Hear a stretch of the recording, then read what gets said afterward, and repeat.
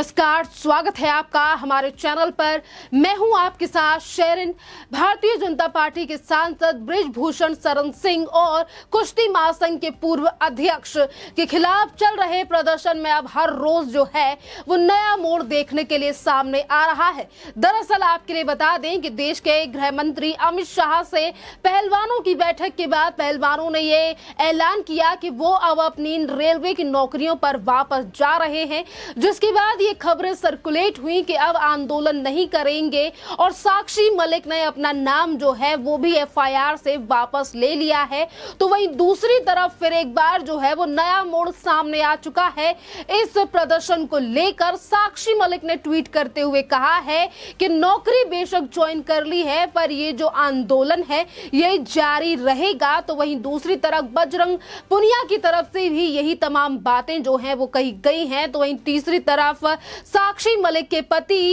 यानी कि सत्यव्रत कादियान की तरफ से भी ये बयान सामने आए हैं कि वो इस आंदोलन को जारी रखेंगे। और वहीं बता दें आपके लिए कि बजरंग पुनिया का ये कहना है कि ये जो खबरें फैलाई जा रही हैं कि आंदोलन को वापस ले लिया गया है और जो अब आंदोलन से नाम वापस ले लिए गए हैं, ये फर्जी खबर फैलाकर हमें नुकसान पहुंचाया जा रहा है। दरअसल आपके लिए बता दें कि अब अपने ही बयानों को लेकर घिरते हुए नजर आ रहे हैं ये पहलवान, जो कि बृजभूषण शरण सिंह के खिलाफ प्रोटेस्ट कर रहे हैं और आंदोलन करने के लिए बात कह रहे हैं। क्योंकि एक तरफ जो है वो नौकरी पर वापस जाने की बात कही गई, तो वहीं दूसरी तरफ कहा जा रहा है कि हम आंदोलन से नहीं हट रहे हैं। यानी कि दो तरीके की बातें हो रही हैं कि एक तरफ अगर आप नौकरी पर जा रहे हैं तो क्या नौकरी पर रहकर ये आंदोलन जो है वो किया जाएगा, तो वहीं दूसरी तरफ आज जनता भी लगातार सवाल उठा रही है कि अब शायद कोई दीन ईमान नहीं रह गया है इन रेसलर्स का। क्योंकि आज ये लोग कह रहे हैं कि हम नौकरियों पर लौट रहे हैं और उसके बाद कहा जा रहा है कि हमारे ही खिलाफ जो है वो प्रोपेगेंडा फैलाया जा रहा है। आपके लिए बता दें कि एनआई यानी कि एशियन न्यूज एजेंसी की तरफ से जो स्क्रीनशॉट लेकर बजरंग पुनिया की तरफ से डाला गया है, उस पर भी एनआई की डायरेक्टर की तरफ से जवाब दिया गया है स्मृता प्रकाश की तरफ से बजरंग पुनिया के लिए कि एक तरफ वो ये कह रहे हैं कि झूठी खबर फैलाई जा रही है, जिसको लेकर जो है वो जवाब भी दिया गया है स्मृता प्रकाश की तरफ से। और उन्होंने ये भी कहा है कि जो चैनल आपके खिलाफ जो है वो न्यूज फैला रहे हैं उनको आप बोलिए, ना कि आप हमारे चैनल का ट्वीट यानी कि जिस तरीके से हमारे चैनल को लेकर बात की जा रही है वो ना फैलाइए। यानी कि एनआई की डायरेक्टर की तरफ से भी जवाब दिया गया है बजरंग पुनिया को कि जो चैनल फैला रहे हैं उनके बारे में बात कीजिए। क्योंकि जो ट्वीट बजरंग पुनिया की तरफ से शेयर किया गया है उसमें जो है वो नौकरी पर वापस जाने की बात की गई है एनआई की तरफ से, जिस पर कहा जा रहा है कि फर्जी खबरें फैलाई जा रही हैं। अब यही बात जिसको लेकर आज फजीहत होती हुई नजर आ रही है इन पहलवानों की कि पहले आप कह रहे हैं कि आप नौकरियों पर लौट रहे हैं, फिर दूसरी तरफ आप लोगों की तरफ से कहा जा रहा है कि आंदोलन जारी रहेगा। दो चीजें एक समय पर किस तरीके से हो पाएंगी? एक तरफ से नौकरी पर जाना है, वहां से सैलरी चाहिए, और फिर दूसरी तरफ जो है वो ये कहना है कि ये सत्य की लड़ाई जारी रहेगी। तो किस तरीके से जो है वो बातें की जा रही हैं, इस पर जनता जो है वो लगातार चीजें जो है वो सोशल मीडिया पर पोस्ट की जा रही हैं जनता के द्वारा। इसी पर अगर हम सवाल उठाएं कि आज ये प्रोटेस्टर्स जो हैं वो ये कह रहे हैं कि आंदोलन जारी रहेगा, तो ये पहली बार नहीं है जब अपने ही बयानों को लेकर फजीहत हुई हो इन तमाम पहलवानों की, जिसमें साक्षी मलिक के साथ विनेश फोगाट या फिर बजरंग पुनिया या फिर साक्षी मलिक के जो हस्बैंड हैं यानी कि पति हैं वो हो यानी कि सत्यव्रत कादियान। इन लोगों की तरफ से अभी कुछ दिन पहले ये भी धमकी दी गई थी और चुनौती तक दी गई थी कि इंडिया गेट यानी कि जो राष्ट्रीय धरोहर है हमारे देश की, इंडिया गेट पर जाकर ये पहलवान जो हैं वो आमरण अनशन किया जाएगा। आमरण अनशन को लेकर भी चीजें अभी तक सामने नहीं आई हैं, क्योंकि उस चीज का भी काफी ज्यादा विरोध जो है वो जनता की तरफ से किया गया था कि इंडिया गेट जो है वो धरना प्रदर्शन करने की जगह नहीं है, वो राष्ट्रीय धरोहर है और वहां पर तमाम लोग जो है वो उसे देखने के लिए आते हैं। अगर प्रोटेस्ट करना है तो रामलीला मैदान या फिर जिस जगह पर पहले से ही प्रोटेस्ट किया जा रहा था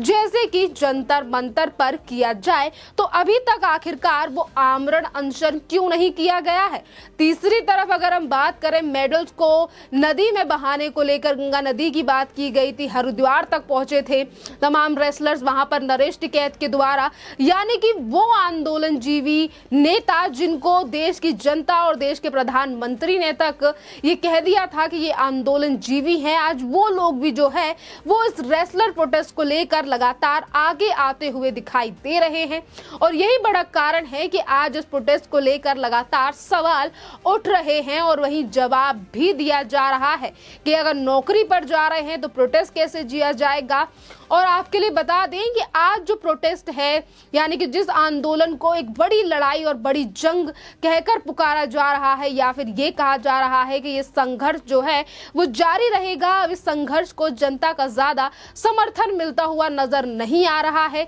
क्योंकि जिस नाबालिग का नाम लेकर या फिर जिस नाबालिग के एलिगेशंस को लेकर तमाम पहलवान देश की राजधानी दिल्ली के जंतर मंतर तक पहुंचे थे और कहा गया था कि ये हम न्याय की लड़ाई है और ये संघर्ष की लड़ाई जारी रहेगी, उस नाबालिग यानी कि उस बालिग लड़की को लेकर भी ये खबर सामने आई और ये तक कहा गया कि अभी पटियाला हाउस कोर्ट में यानी कि दर्ज किया गया बयान और वो अपने बयान से पलट गई। वो बालिग लड़की जिसको लेकर अभी खुलासा हुआ था कि वो नाबालिग नहीं बल्कि बालिग है, और पॉस्को के एक्ट को हटाने की बात भी जो है वो सामने आई थी कि वो जो एक्ट था वो भी हट जाएगा बृजभूषण शरण सिंह के ऊपर से, क्योंकि लड़की यानी कि जिस महिला ने आरोप लगाए, जिस लड़की ने आरोप लगाए, वो नाबालिग नहीं बल्कि बालिग थी। उनके चाचा की तरफ से खुद ये खुलासा किया गया और अभी कुछ देर पहले ही सूत्रों के हवाले से भी ये खबर आई थी कि वही लड़की जो है